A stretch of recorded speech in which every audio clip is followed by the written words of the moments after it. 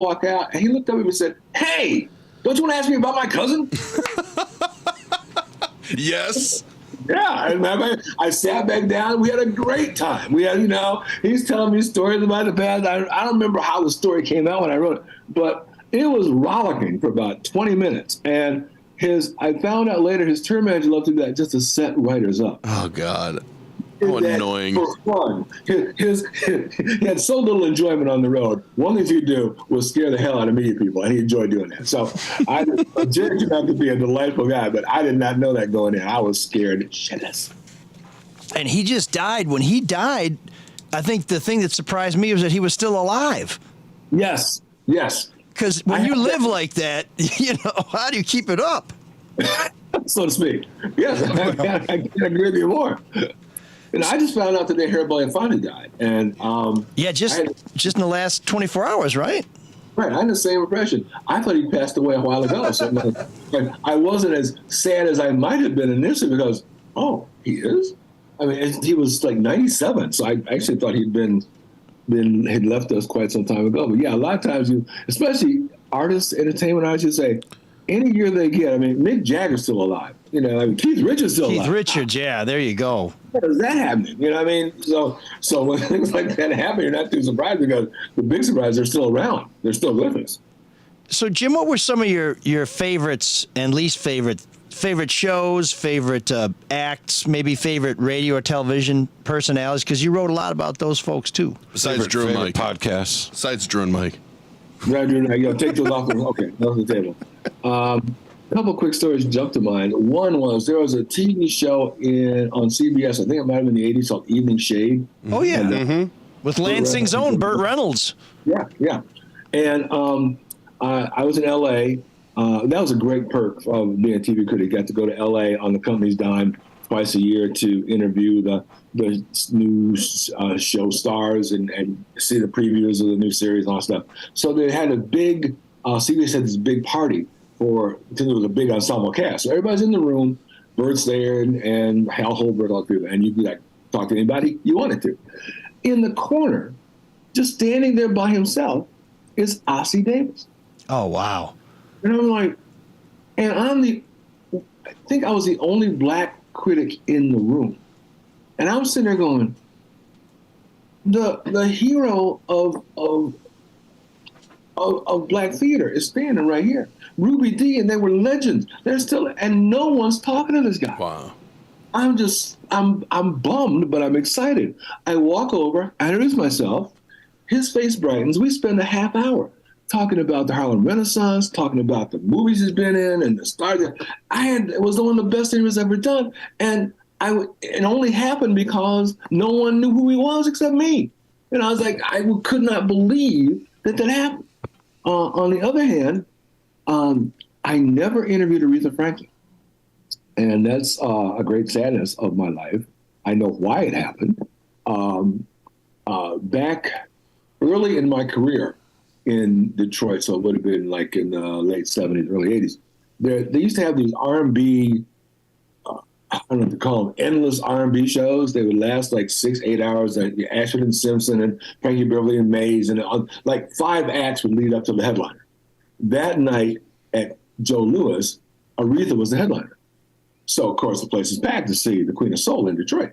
But after 5 acts, and they have to change the set for every act. So there's like a 45-minute delay between artists. By the time she gets on the stage, it's after midnight.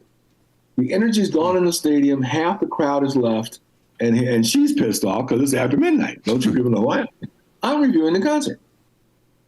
Quick aside, I brought my roommate because his girlfriend demanded they see the show, and he begged me for tickets, so okay, I'll get you a ticket.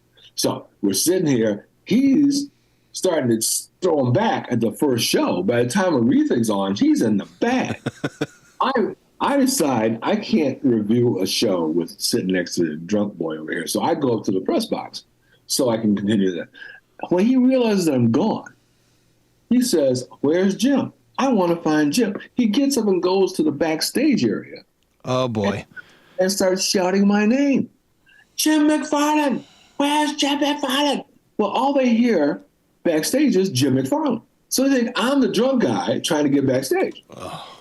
I know nothing of this. And Aretha comes out, gives like a lackluster 20-minute performance. She sings about 3-2. And you can tell her she's tired. She doesn't want to be there. She's pissed off. She wants to go home. So she sings a little show and basically walks off stage. That's the review I wrote. You know, it was a long show. Aretha was not at her best. Well, the next day, I go to work at the paper, and I see a bunch of people milling around outside. I don't think much of it. I come to find out her brother, Cecil Franklin, the late Reverend Cecil Franklin, organized a picket line protesting my review and demanding my immediate firing because they heard some drunk guy came backstage, and because he couldn't get in, he wrote a negative review. I got hauled before the publisher of the paper, and praise God, I had enough colleagues in the press box who said, we saw Jim. He was not drunk. He was writing his little took us off, and I got out. But the fact that he cared enough to organize a picket line overnight demanding my immediate dismissal means that, you know, people take that stuff seriously. Lest you, as a critic, you think that no one really cares about what you write. Nothing could be farther from the truth. Yeah. People care about the news and public affairs, but they really care about entertainment. They care about their movie stars and their rock artists. I mean, that's from the heart. And if you slam somebody I love, whose music I've admired for decades, you need to account for it. You need to have a reckoning, because how dare you do that? And so I was always aware that my words carried power, and you never know who's going to be reading it, but you do know that you'll have an impact no matter what side of the creative fence your readers sit on. I've always loved music and entertainment and sports, but I've never wanted to cover them because I always feared that the more I got to know those people, the less I'd like them. And did you ever have something like that where you said, boy, I'll tell you what, until I met so-and-so, I was a big fan. I mean, did it lose some of that mystique and that magic to kind of get in the kitchen and see how things were being cooked up? It did sometimes, no question about it. I never understood Prince. He was so mercurial and so deep. I mean, it wasn't an interview. It was more like just, why are you asking me questions? and the answers to the questions never quite matched the questions you were asking. So, that gave you a new perspective on his music. And there's still a vault full of music that we haven't heard yet, that long after his passing. He was one of the most creative people I've ever met in my entire life. But talking to him would not make you a fan of his, if you know what I mean. You wouldn't come away saying, I'm so excited now because I've gotten to talk to him in person. It's more like, I wish I hadn't talked to you in person because I like your music so much. I remember I used to love Eddie Money because he was so, Eddie Money knew he had no reason being the star he was. He was a cop, right? Who got into music. Ex-cop had no voice to speak of, but he was a million-selling album artist. He was doing great. So he would, when we were doing like phone interviews, he would call me and do all these prank things. I get the phone and Jim McFarlin, this is Officer Edward Mahoney at the Detroit Police Department, and I want you to know that there's a warrant out for your arrest, and we're coming to get you in 20 minutes. And he would just like, Eddie, it's you. Some people really enjoy being stars. He enjoyed being a star because he knew he had no reason being one. And so he just milked it and loved it for all it was. But a lot of those things, most artists will do advanced interviews prior to coming to the place they're touring. And I always used to ask them, where am I on the list? Because I knew what they would do. What the manager would do, they'd stick them in a hotel suite with a long list of critics or writers, and they had to interview each one. And I'd say, talk about punishment. Getting the same, so how's the tour going? And tell me about the new album. How many times can you ask that question? It's like, so I wanted to know if I'm on the top of the list, I'll ask those stupid questions. But if I'm the 14th person you talked to this morning, I'm going to be creative. I'm going to come at you from a totally different angle because I need something fresh, and so do you. People think about celebrity being so wonderful and so exciting. There are parts of that really, truly suck. And I think one of them is talking to critics, talking to writers, because, a lot of critics, myself included, I'm sure, have big egos of their own. You work for a major daily newspaper, you're read by thousands of people, and you know it. you sometimes come at your job with a sense of inflated ego, and you're talking to a rock and roll artist or a pop artist who sold millions of copies. They got a bit of ego too. So there could be a natural clashing of big brains or big egos or big emotions coming into play. And so my job was to try to get the best out of you without trying to overtalk you. And I hear interviews now all the time where the interviewer sounds like they know more than the person they're talking to, and they want people to know it. Yeah. So they barely get a chance to have the person answer the question. See you soon, Tucker Carlson. It's been a lot more difficult over the years as the whole venue, the whole stratosphere of entertainment has changed. Well, do you find that artists now, like a lot of athletes, go directly to fans as opposed to go through the critic or through what we would have considered the traditional media structure? Yeah, no question. I mean, look at Taylor Swift as the best example. She needs no one. She's got a whole army. If she decided to go to war against the country, she'd have 10 million women ready to take up arms. You know what I mean? It's much easier for the artist, and you're dealing with a crowd of people, usually in the hundreds of thousands or millions, who adore you. How can that be a bad thing? So a lot of times it's left to the modern music critic to try and catch up, or sometimes to join a fandom, jump on TikTok for a band you don't even like, because otherwise you miss a pipeline of information that fans get that you don't get. So it would be, I think, ludicrous to not become part of that fandom if for no other reason than to find out that what's going on that you may not see in Variety or the New York Times or the mass media. Now, when Drew came to town, they stepped into the pretty big seat there, because when I was growing up, it was JJ and the Morning Crew, right. and I think I was out of Detroit by the time Drew got here. What was that like? Were there a lot of people saying, "Hey, wait a minute, what happened? What happened to the guys we like? Who's this new guy?" Was it like when they got rid of Ernie Harwell, or did Drew hit the ground running? Little side note on that too, because when you were talking about Dick Burton remembering your review, just ask Drew someday about Bob Talbert, because Bob Talbert ripped him to shreds pretty early on. He has never forgotten that. For what it's worth, Jim, you can write anything you want about me as long as it includes the phrase, Elric now earns $1 million a year. I don't give a shit what you write after that. Just make sure that line's in there, and it's true. I mean, it'll never be true, but it'd be nice. That's totally good. Yeah, when I remember, it was a very rough launch for Drew and Mike, because JJ and George had been, so famous, in the steam, TV commercials built around them. They had a loyal following. They were morning radio for AOR. And it was hard, but the management knew it was going to be tough, and Drew and Mike had to know it was going to be hard. And I admire them and applaud them for holding the course and sticking to it, because it's, when you're out there trying to just do your job and be entertaining, and morning radio is hard to begin with. I mean, you guys know this. Being with someone, whether you like them or not, 4 hours a day starting at 6 a.m, you can't do that with your wife, and having to then have a post-production meeting where you go over stuff for the next day. I mean, it's a morning radio. It's a grind. It's a hard job. And to do it for years and years, I'm surprised Drew and Mike still speak to each other, quite frankly. I mean, so it's hard. You got to really, really love your brother on the air to maintain a relationship like that. So, yeah, their early months were no picnic by any means, but they held the course. We struggle with just once a week. What's that here? Yeah, it's tough enough. Yeah, it's hard. You're not included in that, Mark, of course.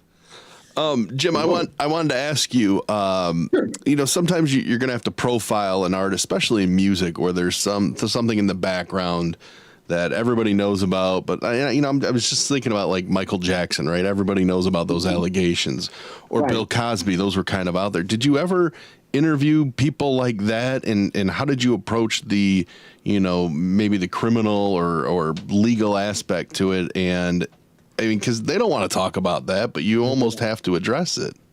Yeah, a couple of things come to mind, Mark. One, you're absolutely right. What I tried to do is not be direct about it, but try to ask the kinds of questions that might denote or create a response that would be close to it. You're gonna, you got to write about it. And you're probably going to write about it based upon all the historical material you have at your disposal. You'd like the artist to comment on it, but if he or she doesn't, you're not going to hold them to, against the wall and say, talk about that allegation. Yeah. You have to talk about it. You want it to be as cordial as possible. It should not be. I hate confrontational interviews. They don't really serve a purpose. They don't get the material you want to get as a rule. But yeah, I would try to, maybe, like Sammy Davis Jr., I try to dance all around it until you get to it. And then maybe you might mention. Ironically, growing up, my hero, without question, was Bill Cosby. I have said for years that I got my sense of comedic timing. I think my writing reflected his sense of humor. I would buy his albums the moment they were released and read them, listen to them front to back and memorize the skits and all that. So I had a chance to interview Bill in person several times over my career. And that was really hard because there are not many times where you're such a gushing fan and that you can't be objective. That was me. I was like, I'm talking to my hero from grade school. I mean, it's like, so it was, as all those allegations rolled out, we talked about a lot of things. We rarely talked about. We didn't mention all the allegations that came after it, and that's my feeling as a journalist. But yeah, there's a really good documentary about almost exactly what you explained. All these people that looked up to him and learned his patter and what he did. And it was kind of, how do you reconcile with what he had done? But you mentioned Jerry Lee Lewis, so you kind of. I mean, that got off to a really bad start, but then Jerry Lee brings up his cousin, and it kind of opens the door. I just didn't know if it ever happened with any other artist. Yeah, well, and he was TV's dad. I mean, the hearts he broke when the revelation came out, I can attest to it because mine was shattered. But, a lot of people looked, especially in the Black community. I mean, Brandon Tartikoff at NBC was such an amazing man. I mean, what a chance he took, because most people in America at the time couldn't envision a family where the father was a doctor and the mother was a lawyer and they have well-dressed kids in a Black community in Philadelphia. That's fantasy. We knew that there are families like that in Detroit. There are families like that all over America, but you never saw them on TV until the Cosby Show. So to know that and then to see what happens to Bill later in life, that's heartbreaking. I mean, that's just, that I can't even begin to articulate how deep that pain was to find out the man behind the mask.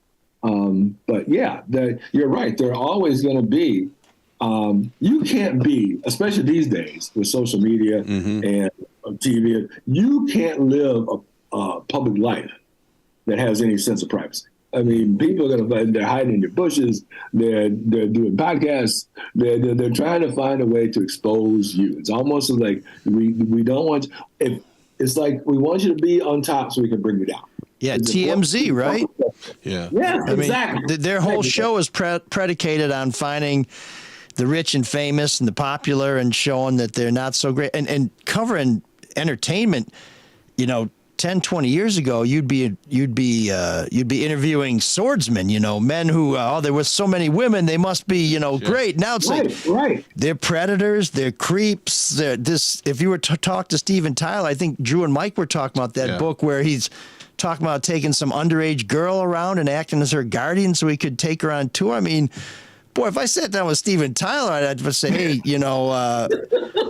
before we get to the new record, I got to ask you, what's with the white van in the park there? Yeah, but based on Jim's story, Aerosmith would probably say it's something about you, not them. Right. Yeah. You're just looking at the wrong way. Exactly. You're misinterpreting what you're saying. Yeah. Well, that's I am something your else. guardian. Yeah, exactly. and she's better for it. Well, before we let Jim go, I want to note something that a lot of people may not know or may have been lost to the mists of time. But as you can tell, he's well worthy of the Hall of Fame. A great storyteller, man who's seen a lot, told a lot. Maybe maybe told some more now than he would have told when he was working the beat, because it can be tough to walk into those rooms sometimes when you give them the full story. But when the newspaper strike happened in the mid-'90s, Jim left the Detroit News, and he didn't come back. And if you think about these jobs, these rock critic jobs, these are few and far between, and they are highly prized, and people cling to them like grim death.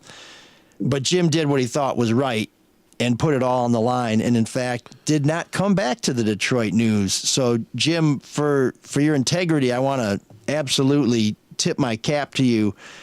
But what did you do when they called and said, hey, it's over, it's time to come back, come on home? That was one of the worst times of my life, because you're right, I did enjoy the heck out of what I was doing, and it was heartbreaking. In fact, I was in LA. I was a TV critic at the time. I was in LA covering the beat, looking at shows, and there was a rumor that the strike was going to happen while I was on the road. And I said to myself, well, if it happens, I'm in LA, I got the company's money, I'm in a hotel room, they can't get to me. I guess I wouldn't really have to come back. But I thought about it. I said, no, they'll get me some kind of way. If I hang out here for another week and a half and on the company's dime, that's not going to be a good thing. So I took the red eye, left a Fox TV pool party, hanging out with Jason Priestley, and said, I got to go. So I get home, and it was horrible, as you may know. I mean, we lost lives, we lost careers, people. When you work for a major newspaper, your last name becomes the newspaper. I'm Jim McFarlin of the Detroit News. And when that of the Detroit News leaves, you're just Jim McFarlin. And for a lot of people, the ego couldn't take that. Your people losing houses because they couldn't pay the mortgage, and, strike pay was negligible, almost infinitesimal. But when they offered me the job to come back, they said, we will bring you back as the farm and garden writer. What do you think about it?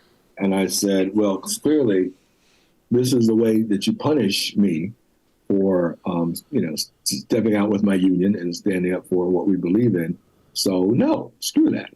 And I went to work for a advertising agency. I worked for Campbell Ewald for a while, and I did some other things. Worked for Wayne State for several years. Found other gigs, but I always got a chance to freelance because I think, to your point, I wouldn't say it's because of my integrity, but I think that people knew that I had not gone back to the news, and as a result, I ended up working for the Metro Times. I was the TV critic for the Metro Times for a number of years. Metro Times, Our Detroit. In fact, I was so proud of this. I was working. Most freelancers can't work for more than one publication in a certain market. I worked for about 6 magazines in Detroit or Metro Detroit. I was, and there was no sense of competition. No one ever said, well, you can't write for us if you write for them. They're like, no, dude, come in, write for us. So that was a great mark of honor for me. But yeah, I would have come back as the rock critic or the TV critic, but I am not a farmer, and I didn't know a lot about, not about hoes. Or shovels or anything like that, tractors. So I just told them no and didn't go back. You had to draw the line. It's one thing to listen to ZZ Top, but right writing about combines. Well, they had nothing to do with topsoil, yeah. Well, and the Free Press lost its rock critic the same way too when Gary Graff left and didn't come back. Right.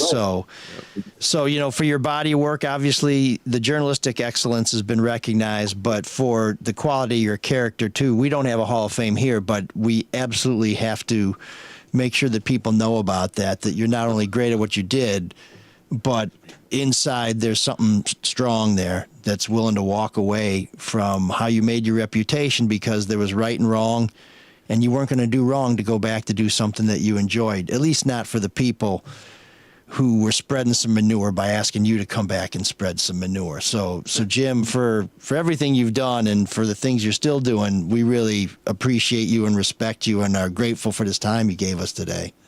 Well, ML, you're too kind. Thank you so much. It's been a pleasure and an honor. This is my first podcast as a guest, so I'm honored to be here. Where can people read you now if they want to read something? I know you're freelancing. Well, I'm still popping in the Metro Times. I've got 3 pieces coming in the Metro Times in the next couple of months. I still write for Our Detroit. I write for Wayne State Magazine. What else? Do you have a Twitter or a Facebook we can pass on? No. I haven't fed it in a while, so I'm a little embarrassed, but I do a blog, JK Just Kidneying. I'm a kidney transplant recipient of 12 years and counting, so occasionally I will talk about related issues that are not always about medical issues, but just some things that I find very unusual about being either a transplant survivor or just life in general. There's that one. I still occasionally write about media and music and TV on another blog called Big Glowing Box. But again, I've been working on a book. It's so funny. I don't want to waste your time, but I'm ghostwriting a book right now for a Detroit-born DJ who is a bit of a legend, especially in New York City.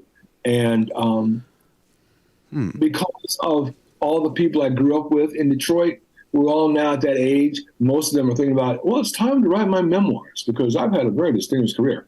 Well, the only writer they know is me. So I'm getting, if I wanted to, I could write memoirs and for the next 20 years. I mean, it's like I'm 3 books deep. I'm working on this book, and I've got 2 people waiting in the wings to say, please write my book when I'm done. So that may be my cottage industry for the next 10 years or so, as long as I'm around. But I just find it very funny that I need a writer. Who could it be? Jim, he writes. Let's talk to him. So yeah, I'm actually beating clients away, which is kind of good. Jim, real quickly, you're repping the Tigers hat. Is that your team? Oh man, it's or is it the Lions or the Pistons? Tigers are no one's team. I mean, Who's your favorite? So blessed. Favorite team? Tigers, no doubt. Okay, so you're a baseball guy. All right. And by the way, I'm so blessed. I saw Trammell Whitaker turn double play. I saw Barry Sanders in my own eyes. I saw the Bad Boys in the 90s. I've seen some of the greatest moments in Detroit sports history I could watch. I can say I was a personal witness to. So yeah, out here on the prairie, you'll see me wearing something with a Detroit logo on it almost every day. And by the way, we do have a Hall of Fame here. Mike's the only one that's in it. The induction speech lasted 3 days. It's sweet. It's finished. Yeah, exactly. No, it goes on every week, on Tuesdays. But it's so hard to get in. I was put in by the Veterans Committee. That's how tough it is. Okay, It's hard. It's very, very exclusive. So, and I would not sully anybody else by linking their name to mine in these hallowed halls. But Jim McFarlin, great journalist. Great guy. Check out his work, Metro Times, Our Detroit Magazine. And, man, what a pleasure, Jim. I've had 2 doses of you this week, and I'm looking forward to the 3rd. We're going to have to get you back on. We're going to come up with some excuse. Anytime, guys. This is big fun. I can't thank you enough. You've made my week. Thanks for joining us, Jim.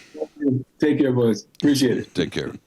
So Dick Purton was mad that somebody outed him for being rich. Probably because all these other dudes named Purton were like, hey, Cousin Dick. Although I imagine there must have been some kind of stage name. Is Purton his given name? I don't know. I think so, yeah. It's really? Not. I don't know. He's from... Well, it sounds like you do know. From Buffalo, New York. No, I don't know. And I mean... Well, the family adopted it then because Joanne uses it. Oh, sure. Yeah, I mean... What kid doesn't have a great last name and then says, well, no, I want to be, Perklowski. That's Nicolas Cage. Yeah, but I think that was his cousin, wasn't it? Well, he was Coppola. But I mean, isn't Francis Ford Coppola his still Coppola cousin? I don't know. He could have capitalized on that more than Cage. Oh, no? So speaking of Nick Cage, sort of indirectly, Mark Ridley, and speaking of comedy, Mark Ridley's son is the screenwriter for Renfield. We are trying to get Ryan Ridley for a future episode of The Soul of Detroit. So don't cancel your subscription anytime soon. And it Ryan's worked on Rick and Morty. He's worked on a bunch of shows. That sounds fun. His is his solo screenplay. Yeah, and speaking of strikes, he's trying to close some deals, I think, because there's about to be another writer's strike. So there's a lot a lot going on there. And it turns out Mark's other son does documentary films, so that's a pretty talented family. And Mark's a pretty good guy too. So let's talk about a couple other good guys who can save you money, can help your dreams come true. Maybe those dreams are owning a new home, refinancing and putting some more money in your pocket, or maybe just preparing you for a nice, comfortable retirement because you're investing wisely and not sitting there watching that stock market every day and losing your mind because it keeps going up and down. And maybe you're a Hollywood writer, right? And you got a strike coming up, and you're gonna need to know how's this gonna affect my financial goals now and well into the future. Well, you need an advisor, right? Absolutely. And that would be Luke Nowacki. That's the guy we recommend. Luke can help you figure out how much equity do I need, how many bonds, where do I put my money, what are all these numbers, these 529s and 401ks. I don't know what to do with it. So I'm just going to call Luke and let Luke handle it. He'll give you a free consultation too right now, 248-663-4748.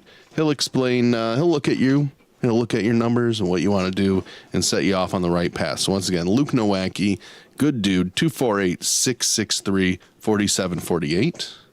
And when you call Luke, he'll make it all about you, sweetheart. Securities and investment advisory services offered through Royal Alliance Associates Inc. Member FINRA SIPC. Royal Alliance Associates Inc. is separately owned, and other entities and/or marketing names, products, or services referenced here are independent of Royal Alliance Associates Inc. All right, it's springtime. Inventory of houses, it's on the rise. We know rates are lowest than I want to say in the last 6 months, and they're kind of leveling off. So now might be the time to buy a house. So if you've been thinking about trying to buy a house, the first call you're going to have to make is to Hall Financial. They got a lot of programs right now that can save you money off your rate. They can even help you with down payment assistance. And they've announced a 1% down program with up to $4,000 in forgivable down payment assistance for qualified buyers. So if you're thinking, I don't need to buy a house, but I'd like to renovate this house or buy a second home up north, you can get equity out of the house you have. Give them a call for that as well. See what they can do for you. Check out the website, callhallfirst.com. Go to our website, mlsolodetroit.com. There's a link on the bottom of the page there. You can click on that, or simply pick up the phone, call 866-CALL-HALL, and make sure to tell them that this show sent you. So, yeah, Hall Financial, Luke Nowacki. That's right. Call. Because when you call either one of those gentlemen, they'll make it all about you, sweetie. Oh man, the geeks have inherited the earth. Did I do that? What a dork. Does him wanting to play with us again mean that he's turning into a geek, or we're turning into cool guys? I think I'm going to make Sean mad with this week's geek. Oh, good. But I've been waiting to do this for a long time because it has to be said. It has to be said. But this week's geek is Tony Ortiz, who is once again selling a diet supplement or a weight loss plan or something like that as a commercial thing. And I just simply have to say, if these plans that he's endorsing are so great, why does he keep needing them? Listen, folks, good nutrition, exercise. You talking about the radio That's guy, the way Tony to do it. Ortiz? Yes, a very nice man by all accounts. But he keeps trying to tell people this is how you can get in shape and you can lose weight by doing this diet plan. If they worked, you wouldn't have to keep doing it all the time. It feels to me like a little bit of a money grab. I think there's a better way to get. It's like the for hims and for hers commercials, which is like, oh, I'm depressed, so let me call somebody and they'll give me some medication. Well, medication can help you feel better, but you should get it from a doctor and not from some 1-800 number. They have doctors on the other end. Yeah, but they don't know you, and they're not going to follow up with you, and you'll probably never get to speak to them a second time. You say, hey, I don't know. I don't know if the goal of that doctor is to get you better or if it's to get you meds. Yeah, exactly. So listen, folks. I'm just telling you, take care of yourselves. It's really important. But the people who are paid to tell you how to get better, it seems like it's a gig. And if every few months or every year or so they're giving you a different plan, maybe they're not to be trusted. So, T.O., I say it with regret, but you're our Geek of the Week.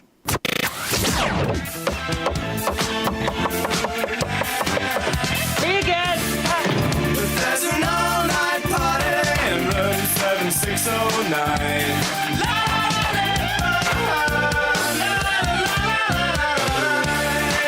And you can dance together all night.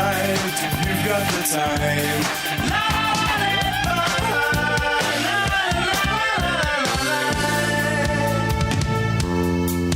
Room 7609 is brought to you by the Caju Cafe, the pride of the East Side, the place where there's live music inside, and as the weather's getting warmer, outside as well.